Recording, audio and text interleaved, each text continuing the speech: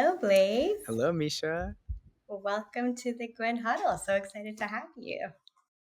So nice to be here and so nice to be back in the Guin Huddle. Exactly. Yeah, it's so nice. Nice to see you. So I guess we can jump right into it. For someone watching this episode today, one could maybe easily mistake you solely as someone who focuses on their spirituality. But I really want to start off with, how you started off in music, lived a life of touring and being Skrillex's right hand man and creating his label OWSLA. And how did that all lead you down the path of wellness? Yeah, well, it happened in the way that all good things happen, which was naturally by the divine intervention of the Right. universe. I just happened to be in kind of the right place at the right time, which I'm sure anyone can relate to. They say good fortune is when luck meets preparation, or whatever, success is when luck meets preparation. Um, Yeah. and it's actually kind of a funny story. Like, I was just going to college in Florida, and I was at the University of Florida, and there was a large streaming service being operated out of Gainesville by mostly UF graduates called Groove Shark. Some people who are a bit older may remember Groove Shark. It was pre Spotify. It was basically Spotify before Right. Spotify came to the US. Um, and I was very young. I was like 20 or 21. And a friend from college recruited me to intern at Groove Shark, and that kind of opened my eyes to the music industry. The fact that this was a viable career option. Like, I had been DJing at that Mhm. time. Just college parties and clubs and things like that. And I never realized you could. There was a whole career out of it. Um, Yeah. So I did a few years at Groove Shark doing artist relations, kind of helping to, this was 2010, so streaming was still an experimental thing. If you can imagine that now in Mhm. 2024, streaming is the dominant behemoth um, that rules our world. But back then, streaming was this new bet, this new experiment that people didn't know if it was going to work. So it was my job to kind of explain to artists and management and labels in the industry how streaming worked and how they could, build a career off of it. So Yeah. I did that for a couple of years, and I met a lot of great artists, including Skrillex, who had just started his OWSLA label. And they were looking for, if you can also, it's also hard to imagine now, there were not many people in the US at that time who understood this new wave of dance music. Um, and Mhm. I was one of those people, and they were looking for someone young to run the label, and that was me. And as far as being in the right place at the right time, and preparation meeting opportunity, um, I flew out. I had a mutual connection connected me with Skrillex's manager, and within a week I was flying out to New Jersey to meet Skrillex himself, to sort of interview, per se. And we were in his hotel room, and he was playing some demos for people and just listening to music. And he was like, does anyone have an aux cord? Because he wanted to plug in this, speaker that he had, and nobody had an aux cord in his, touring crew. And I had an aux cord in my backpack, and that was it. And Wow. I broke it out and I gave him the aux cord, and then I was pretty much hired after that. And it just worked out. Yeah. Love it. You came prepared. And how long were you at OWSLA? About 6 years, I think. Um, it started off as doing, running the record label, which became quite busy. Mhm. We were doing, at our peak, 40 or 50 releases a year, with 20 or Wow. 30 artists on the roster. Um, Mhm. and then it developed into doing some day-to-day management stuff, going on the road a bit. And it was busy. It was a lot, but it was the opportunity of a lifetime to be able to work with, um, one of the greatest creative minds of our generation, and learned so much about Yeah. building community, building a team, building a business, and most importantly, just recognizing impactful art and music, and understanding how to incubate those. Yeah. And how did your time in music lead you down the path of eventually creating your own wellness company? Oh, as far as my wellness endeavors, Yeah. yeah, again, it all happened naturally. I was just really stressed out. I was really stressed out, like Mhm. in um 2000, 14, 15, 16, like that. I was really stressed out with so much on my plate. At that time in the music industry, no Mhm. one was really talking about mental health yet. No one was really talking about the difficulties and unique occupational hazards facing touring artists and their touring parties, and really just everyone in the industry. We were a bunch of young kids. We were all 23, 24, 25, running around the world figuring it out with no like adult supervision. And what I mean by that is no one guiding us, no Mhm. one helping us to manage our mental health, no one helping us to manage our physical health, our diets, our sleep hygiene, any of those things. So, as you can imagine, you take um, a fast paced, intense lifestyle with a lot of hard work and late hours. Um, I was smoking weed every day, as most people in LA were at that time, going out almost every night and drinking a lot. And then waking up early and working hard and playing hard as most people in our industry do. And it's a Mhm. recipe, without the right mitigation strategies. It's a recipe for burnout and for a lot of stress and anxiety and highs and lows. Um, and so for me, it was just naturally part of my journey. Um, our music supervisor in London suggested that I go to India to try an Ayurvedic retreat. And that was kind of the beginning of my journey in 2017.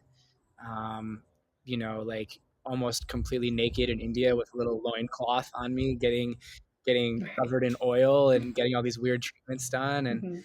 um, that was when I started to learn about the importance of, you know, um, how you eat and how you sleep and what time you're going to sleep and just taking care of my body.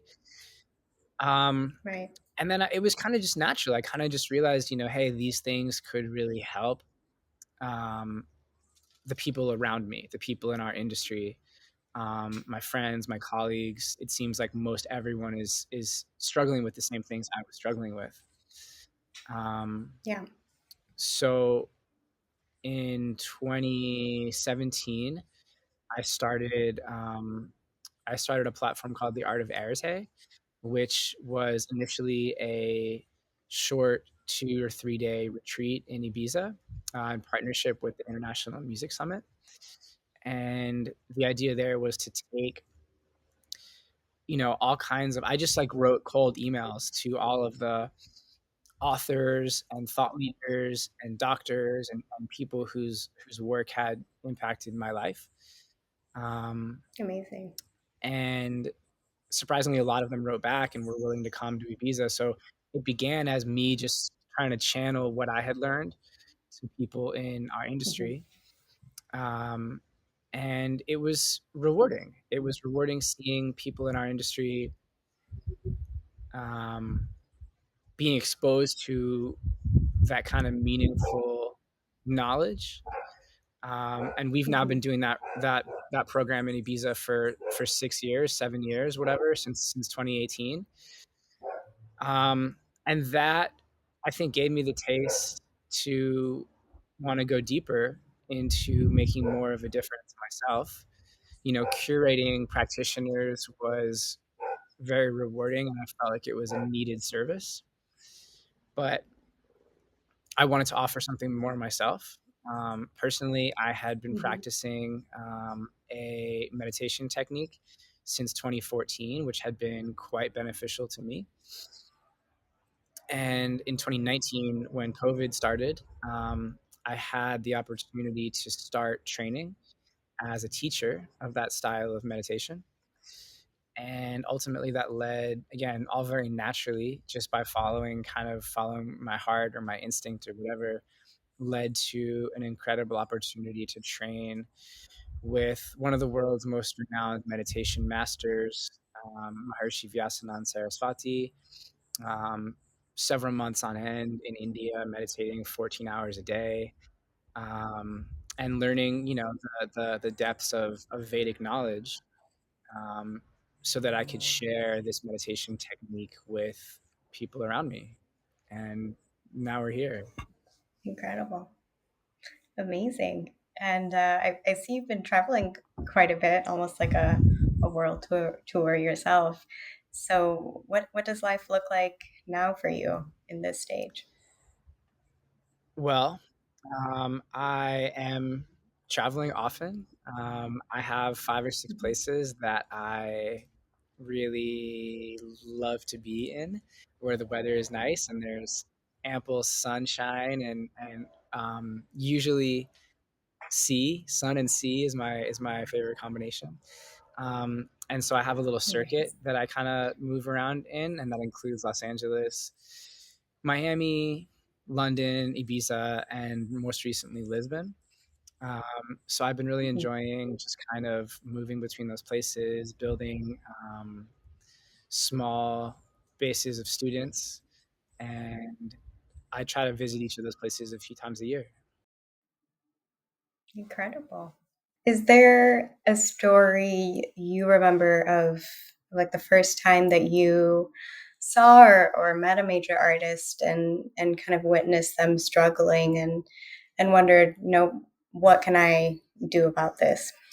Yeah, well, there's a bunch. I wouldn't want to go into like airing anybody's dirty laundry with like Right, of particular course. people and naming names. Hmm. But what I will say is what I recognized on the whole as sort of a general pattern was an epidemic that I call the object referral happiness epidemic, right? What I noticed when I looked around me was that it seemed like everyone's happiness and sense of well-being and sense of self identity was completely predicated on things outside of themselves. And Hmm. I don't know if you can relate to what I mean by that, but in the music industry, I think we're so often fooled and conditioned into being motivated by external success, commercial success, money, fame, status, cars, Yeah. clothes, especially in hip hop. And I know you know that so well, Misha, because we've talked about that at length. Hmm. Especially the hip hop corner of the music industry, but the dance community as well. And those are the two worlds that I know. Artists in those realms are so conditioned, and it's not the artist's fault. They get into music in a pure way because they love music and they love to express themselves through music.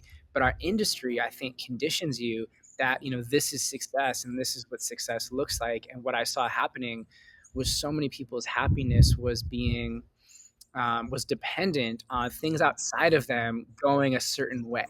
And if you Hmm. look at it, if you step back, and this applies to all of life, not just the music industry. It just happens to be, I think, more of a problem in the music industry. It's a horrible strategy for happiness. You know, when was the last time something went exactly the way you wanted it to go? You Right. know, Never. probably pretty rarely. Yeah.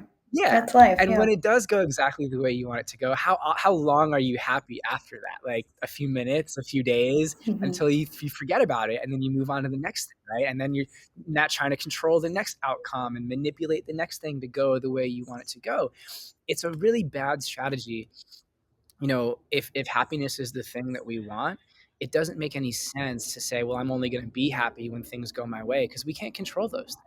Right. And this is where stress and anxiety and depression come from, is trying to control those things. Hmm. So what I realized is everyone's happiness was in reference to these object referral happiness outside of themselves. um, Through meditation, I've discovered a second form of happiness called self-referral happiness, and it's really simple. It's happiness that comes from within. They tell you like happiness is inside, but no one teaches you how to find it.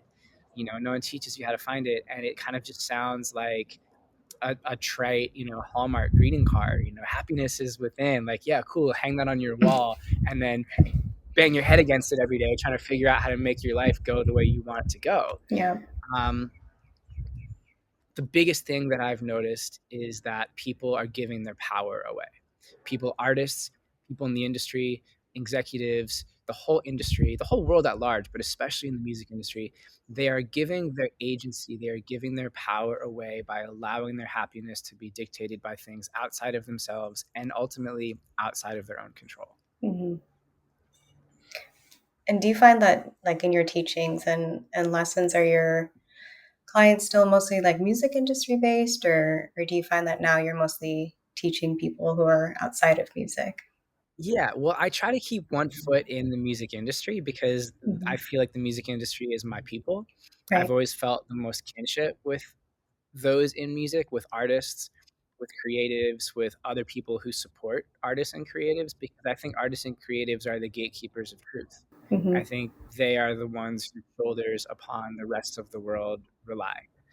Um, and that's a whole separate topic. But I try to keep one foot in the industry because I would prefer to channel my focus toward helping people in the industry. I'm less passionate about helping, bankers and lawyers and doctors and Right. people like that. I think they've got definitely their own set of problems, Mm-hmm. but there's not as much relatability there.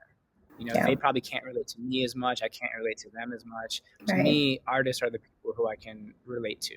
Mm-hmm. And I've found a lot of success working in that realm because when I sit down with an artist, when I sit down with someone in the industry, we get each other. I know where they've been because I've been there. I understand Mm-hmm. their struggle. And I think that they look at me and see here's someone who was where I was and who was able to transcend and move beyond that. So it gives me a lot of fulfillment to be helping those kind of people. And on that note, I've also most recently launched a new project called the Baseline Happiness Project.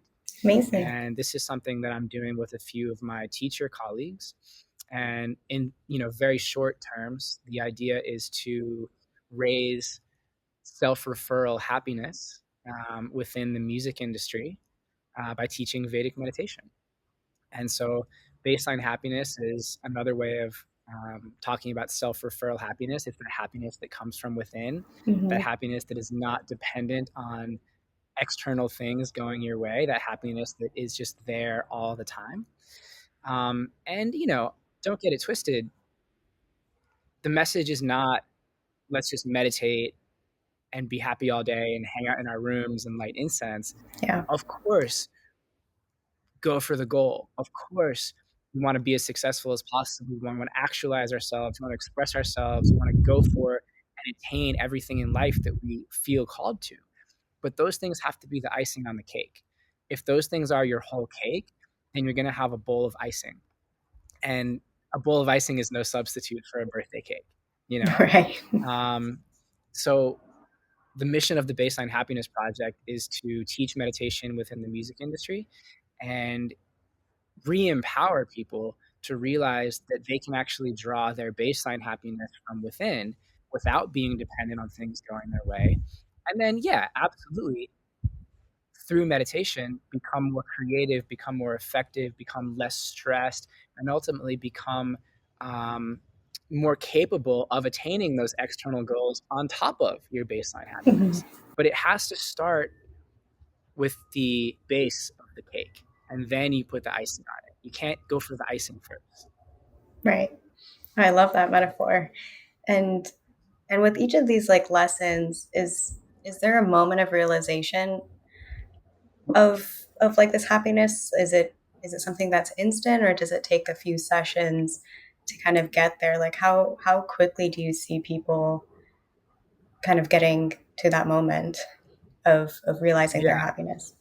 No, sometimes it's instant. I mean, people. So the way that Vedic meditation is taught in 4 sessions, which are Hmm. about 90 minutes each over a 4-day period. In the first session, I perform a short gratitude ceremony called a puja, and I give the person their personalized mantra. Okay. So I can explain separately how the mantras work, but in short, these mantras are Sanskrit sound vibrations, which work at a subtle level to move the mind beyond thought and Hmm. deliver the mind to a state of deep, supreme inner contentedness. And in so doing, to also deliver the body into a state of profoundly deep rest, which has been shown to be many times deeper than even the deepest phases of sleep. So we relax the mind, we rest the body, and in that process of resting the body, we're releasing deeply held stresses that have been accumulated over our entire life. And so, very often, when I take someone through their first meditation in their very first session, I mean, I have had people quite often just break down in tears. Hmm. I've had people have quite profound experiences in that because for many people, it's the very first time in their lives they've ever slowed down, and for almost everyone, it's the first time in their lives they've experienced a drop in metabolic rate so significant that no one's ever experienced a rest this deep before, Mm. basically. There's certain obscure types of breath work that could do it, but almost no one in the West is trained in those. And so, yeah, very often people experience this, transcendence in their very first meditation, and then the second, third, and fourth days are basically just more intellectualizing it and me explaining, this is how you do it, this is how you schedule it, this is what's happening while you're doing it, training them. Yeah. And then after the 4 days, my students are completely self sufficient. So they never need to pay for meditation class or go to a studio or Hmm. anything. They are fully self-sufficient in knowing how to practice the technique, and they do it on their own at home, 20 minutes in the morning, 20 minutes in the evening. And it's an extremely easy, effortless technique. It's not something that requires, there's no concentration required, there's no focus required.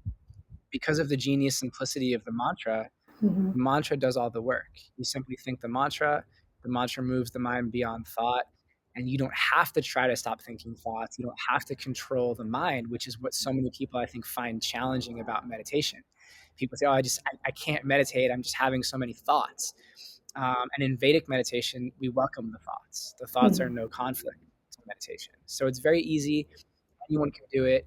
I find almost always that my students are proficient in the technique their very first or second time doing it, and they seem to be very happy and enjoying it. That's amazing. And so, what does it look like after the 4-day session and keeping up with these teachings and in your everyday life? Like, what's the baseline and routine that needs to be applied to, keep getting better and increasing that inner happiness? So first of all, yeah, the baseline level, it's like brushing your teeth, right? I mean, think about this. 100 years ago, Mika, no one had ever brushed their teeth, Right. right? It Yeah. hadn't been invented. And so people went to sleep every night with crud on their teeth and woke up the next day with the same crud on their teeth and ate more food and put more crud on top of the old crud, and just throughout their life just accumulated more and more crud on their teeth. Hmm. And that's exactly what most of the world is doing today with stress, right? Because what Yeah. people don't realize is that every single time you've ever been stressed in your entire life, the body keeps a memory of that. It's stored in the subcellular physiology. And it starts to impact the way that we think, the way that we behave, the way that our health functions. All aspects of our psychophysiology are impacted by these stress memories. Hmm. So I think that in probably not even 50 years, we'll look back to today's time and think, how disgusting. People went to sleep with all this stress and they woke up with the Right. same stress that they had like 30 years ago because they were not Mm. meditating every day. So, what I'm trying to say is, you meditate twice a day, it's like brushing your teeth. It has to be like brushing your teeth. That's the only way that we stand a chance to release more stress than we're taking in every day. If you look Hmm. at the world that we're exposed to today with the internet, social media, TikTok, Twitter, YouTube, email, not to mention our crazy friends, Hmm. we're exposed to so much more stress today than people even 100 or 200 years ago were in their whole lifetime.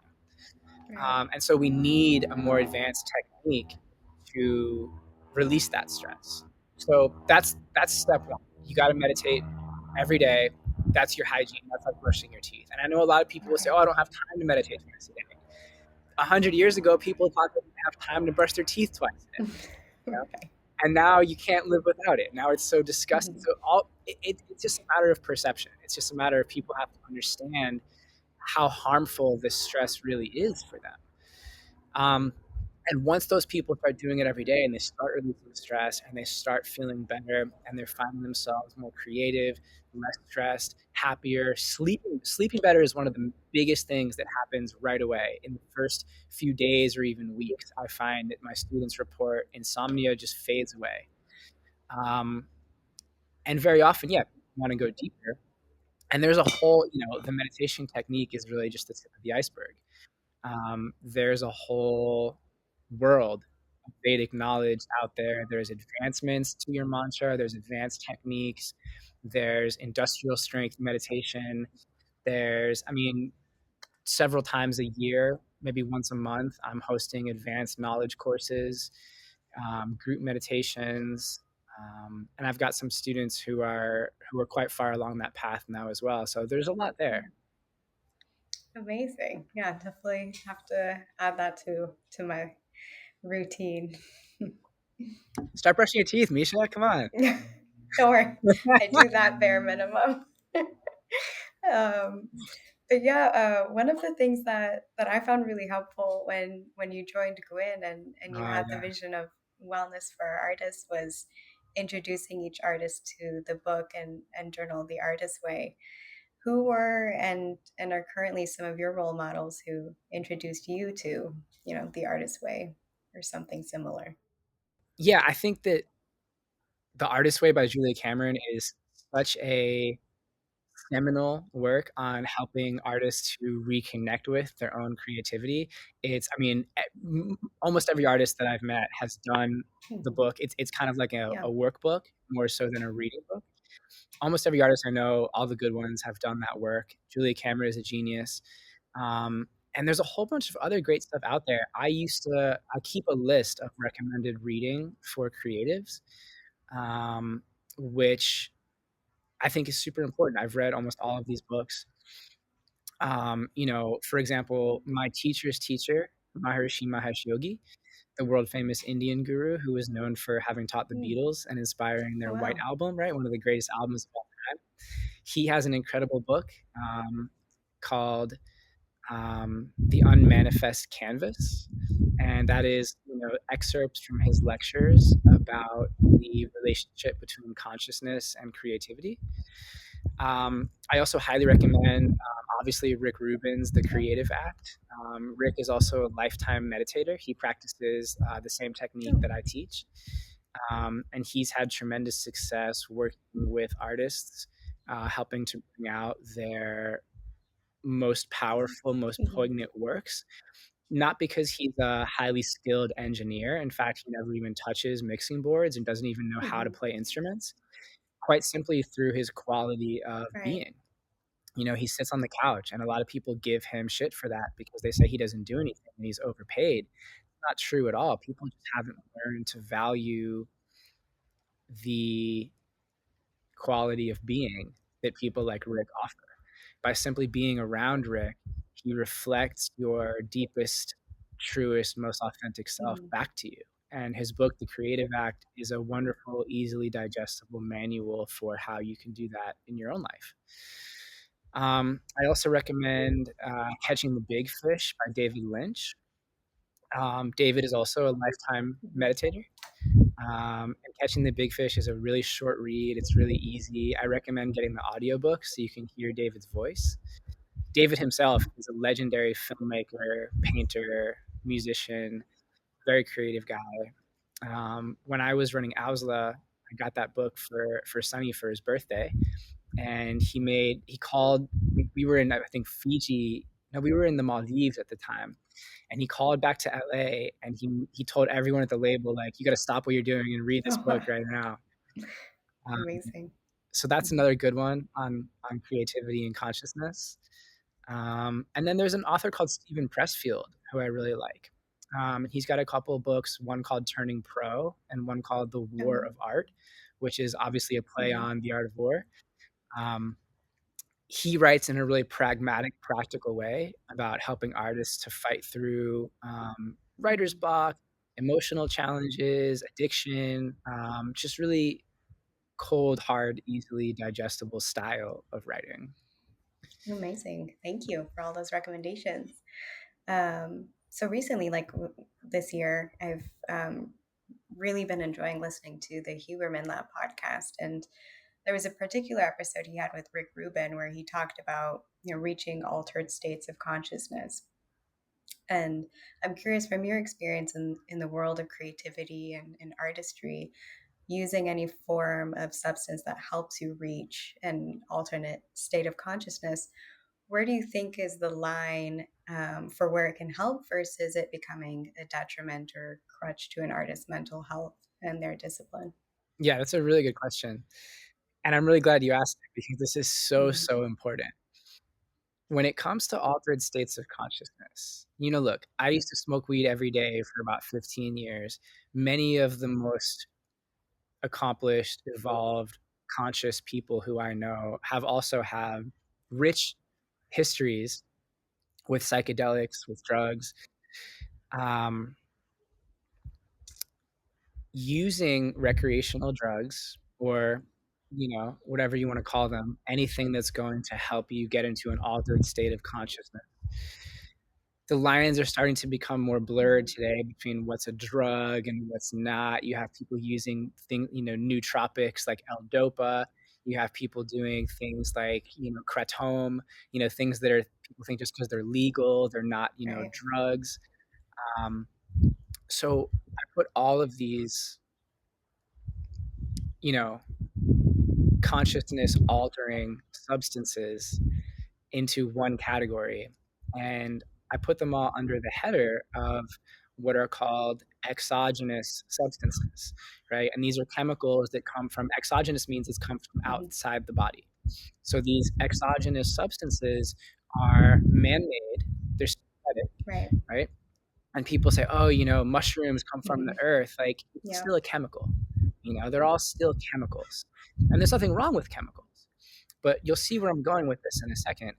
Um, what happens is, and I know this so well from my own experience, and there's so many others who I've spoken with, and it's uniform across the board.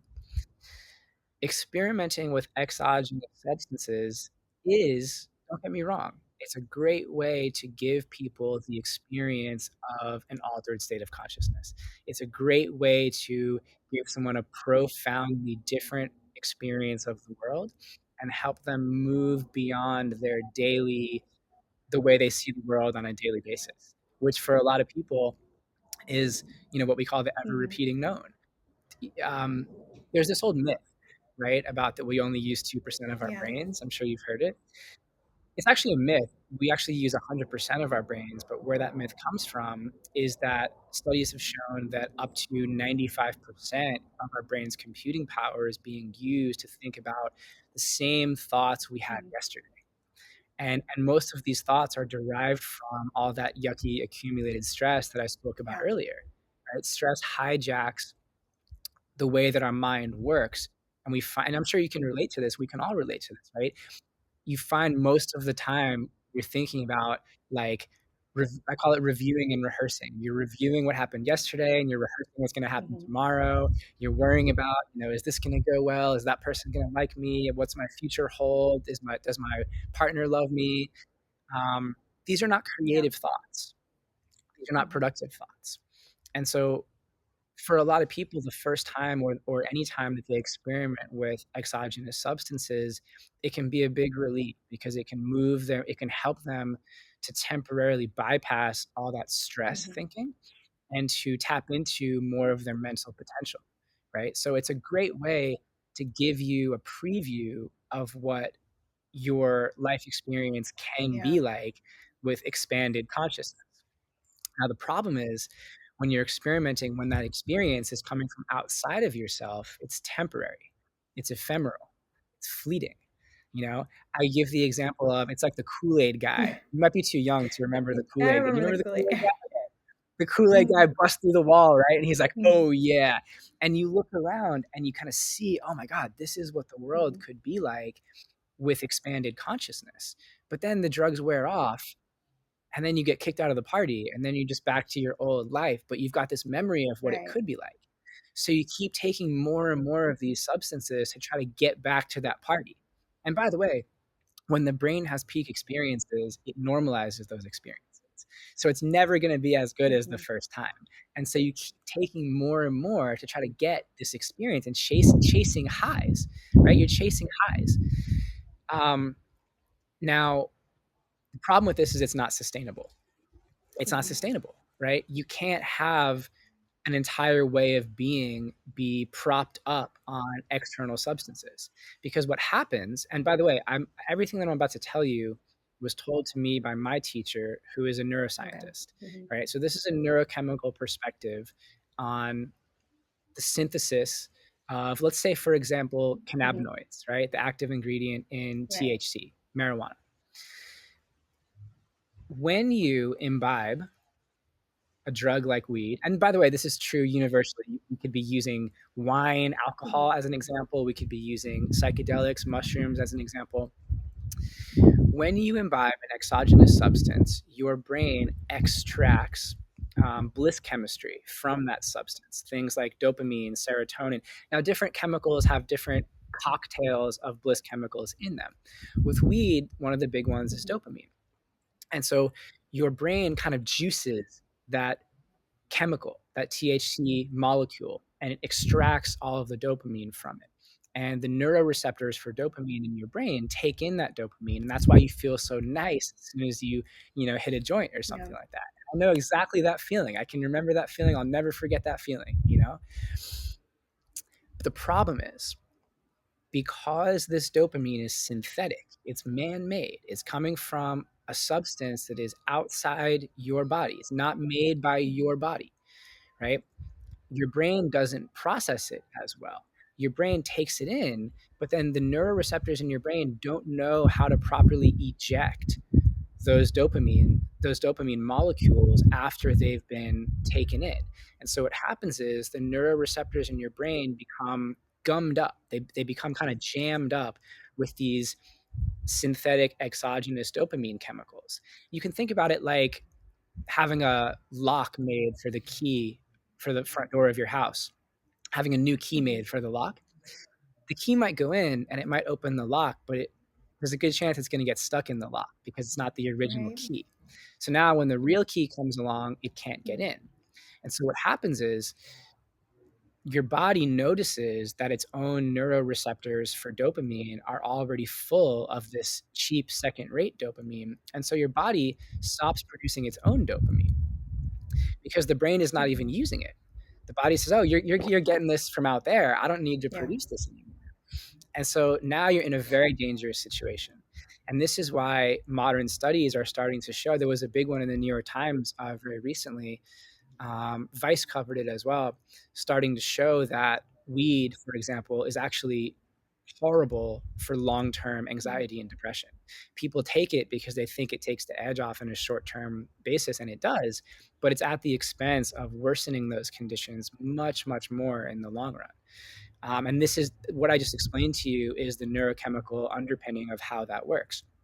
Your body stops producing natural dopamine and you become incredibly depressed, right? Very simply. You start to need, and this phenomenon is called dopaminergic Mhm. blunting. It's ironic that it's called blunting, but this is, I guess, these scientists don't know about Right. street lingo, so they didn't realize the irony of calling it Yeah, dopaminergic blunting. exactly. But basically, your body stops producing its Mhm. own dopamine, and you start feeling just really bleak and really low whenever you're not Mhm. high. And I had this experience myself. I wasn't smoking to get high, I was smoking to feel normal. Anytime I wasn't high, I was incredibly depressed. Um, and so this is the situation, this is the corner that people are backing themselves into when it comes to long-term chronic uses of these so-called mind-altering substances. So I encourage people to experiment and do their Yeah. research with it, but go into it knowing that this is not a long-term solution for an expanded state of consciousness. The only long-term solution for an expanded state of consciousness is meditation. All right, through meditation, we rest the mind and the body, we release stress, and through that release of stress, we make use of more of our total mental potential. And we do so in a way that is sustainable, because in meditation, we're actually training the body to rebalance and produce more of its own endogenous, internally produced bliss chemicals. And when the body does that, this actually sticks, as opposed to getting the chemicals from outside, which don't stick. Right. Wow. Thank you. That was very informative. Thank you for giving the neuroscientist response and the meditative side of it as well. When we work closely together, you would often talk about how everyone has an artist within them. What are some ways people can enhance their creativity in their lives and bring that side out, even if they don't believe they are an artist? Yeah, I do firmly believe that everyone has an artist within themselves. It's not really even a matter of my personal belief. It's just the truth. I just know that, you know? We're all born creative Mhm. people. In fact, there's a really interesting study that was done by NASA. In 1968, NASA commissioned a guy called Dr. George Land to develop a test to determine the level of creative genius in their rocket scientists and astronauts and people like that. And they were so happy with their results of the study that Dr. Land ended up attempting to use the study to study levels of creative genius in Mm. children. And so what he did was he gave the test to different children and young adults in different age brackets. And the results of the study showed that of children between the ages of 3 and 5, 95% of them scored creative genius. And then those markers sharply declined with every bracket that you increase the age. So I forget the exact numbers, but it was something like kids between 5 and 10 were like, 30 something percent of them, and then 15 to 20 it was like 12% of Wow. them. And then by the time that the person was 24 years old, only 2% of those people were scoring creative levels of Wow. genius. What does that tell you? Right? We all come into this world with our own inner artist and our own inner Mhm. creator. It gets trampled on by the world. It gets obscured by the stress that we accumulate. That same nasty plaque that I talked about earlier that, Yeah. on your teeth, it's mental Mhm. plaque, right? As we live life, as we move through life, we accumulate more stress, and that stress blocks our ability to access our full mental and creative potential. And so, very simple solution: meditate, rest your mind and body, release stress, and go back to feeling like a kid Right. again. So what does that look like though? Like feeling like a kid again? Does meditation over time kind of bring you back to that state of, I'm my most creative being or self? Like how do you practice that once you finish meditating? Because I feel like after 20 minutes, then, we have to get back to our 9 to 5 where, I'm doing the same thing every day. Yeah, that's such a great question, Misha. That's a really good question. And this is, I think, one of the biggest misconceptions about meditation. It's not about the 20 minutes. Mhm. It's not about how you feel inside the meditation. And for so many people, this is where they get discouraged, because most other forms of meditation, to the one that I teach, are about, if you're not moving beyond thought, which most other forms of meditation without the use of a personalized mantra, you're not moving beyond thought. You're simply closing your eyes and relaxing. That's nice. Don't get me wrong. Everyone has to start somewhere. Apps like Calm and Headspace and things like guided meditations are a great way to bring us some relaxation into our day and give us a nice little break from our day. Mhm. But the problem is exactly what you just described. People are opening their eyes and stepping back into the same stressful reality that they stepped out of. Right. What makes the difference is I teach a uniquely different category of meditation called automatic self transcendent meditation. And I explained to you earlier how it works. Basically, you use a mantra, the mantra moves you beyond thought. You're not thinking thoughts, you're not concentrating, you're not trying to resist having thoughts, you're not controlling the mind, you're just being. And what's so effective, what makes such a difference with this style of meditation is that because you're resting the mind and the body so deeply, because you're not focused, when the mind is focusing, the mind is not resting. Does that make sense? Hmm. So when the mind is not resting, the mind is not releasing stress. When the mind is not releasing stress, you're not actually changing how you are in your everyday life. You're just taking a break from it, Right. right? So through an automatic self-transcendent technique, you move beyond thought entirely, and you find that when you step out of meditation, your life is a little better than it was when you went into meditation. And every single time, we call it dipping the cloth. Think about the way that cloth is dyed, right? You have a white cloth, you need to make it green like this shirt. So you dip it in some green dye, you take it out, you lay it in the sun, and the sun fades it, right? But as the sun fades it, the sun also bakes the color in Hmm. and it becomes saturated. But now it's just like a very pale green. So you have to do it one more time. So you have to dye it again. Take the cloth, dip it in the dye, lay it out in the sun. Now it's a little darker green. And that's what we're doing when we practice an automatic self transcendent meditation technique. We are dipping the cloth of our being, right, into the Hmm. dye of transcendence. We're releasing stress. And every time we come back out into the hot, blazing sun of the stressful reality of our lives, yeah, it fades our bliss a little bit, but it also bakes it in. It also stabilizes it. So every time you emerge from meditation, a little more of that nice feeling holds because you've actually released some stress. You've actually made a long term difference in how you're feeling outside of meditation. So, with what I teach and the way I teach it with my students, they know that it's not about how they feel in the meditation any more than it's about how you feel when you're at the gym.